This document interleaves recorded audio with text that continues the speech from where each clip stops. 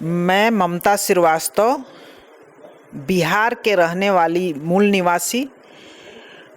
मैं अभी बेंगलुरु में रहती हूँ और 2000 में मुझे मेनिंजाइटिस फीवर हो गया था। एकदम से लास्ट स्टेज में था। आधा घंटा का मेरा वो था समय। डॉक्टर, जब मैं एडमिट हुई तो डॉक्टर ने बोला कि आधा घंटा का आपका समय है, तो उन्होंने फटाफट दवाई चालू करा दिया बिना चेकअप कराए।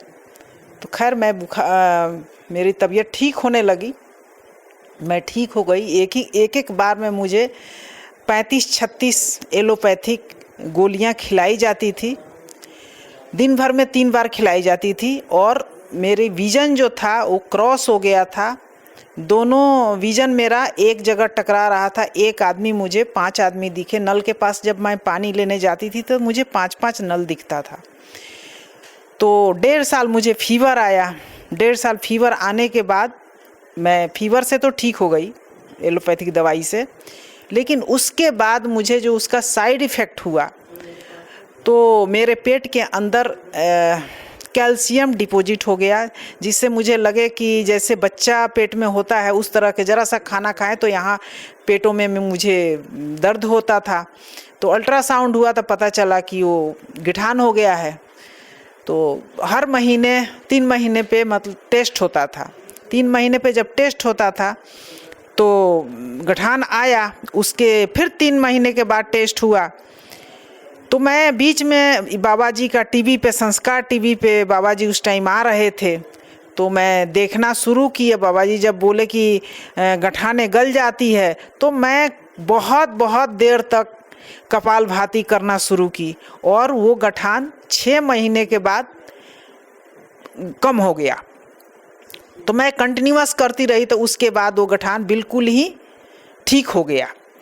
और दवाई मैं उस साइड इफ़ेक्ट का दवाई मैं चित्तौड़ के वैद्य जी से लेती थी, जिसमें कंचनार, बिर्धवार्तिका बट्टी, मंडूर, कंचनार गूगल, ऐसे कुछ दवा था। काफ़ी टाइम हो गया इसलिए मुझे अभी उतना याद नहीं है। तो ये सब से मेरी वेट जो हो गई थी 85 kg हो गई थी। मेरे बॉडी में स्वेलिंग पूरा पैर से लेकर के पूरे फेस उस पे सब आ जाता था। तो ये सब मेरा, उसके बाद से मुझे बहुत, जब मेरा अल्ट्रासाउंड हुआ और गठान गल गई तो मुझे बहुत विश्वास हो गया। तब से मैं आज तक योग करती हूँ। मेरी मम्मी को भी सर्वाइकल हुआ था। वो एक बार वॉशरूम जा रही थी, गांव में वॉशरूम दूर होता है, वो गिर गई, चक्कर आया, नाक फूट गया, ब्लड आने लगा। उनको भी मैंने बाबा जी का शिविर अटेंड करवाया पटना में। तो आज के डेट है कि वो 80 ईयर्स के होने जा रही हैं। दवाई खूब बाबा राम जी के दवा लेने लगी और योगा वो एक वक्त नहीं छोड़ती हैं। सुबह शाम खाना वो भूल जाएंगी लेकिन योगा नहीं भूलेंगी। अभी 80 ईयर्स की हैं लेकिन काफ़ी एक्टिव हैं।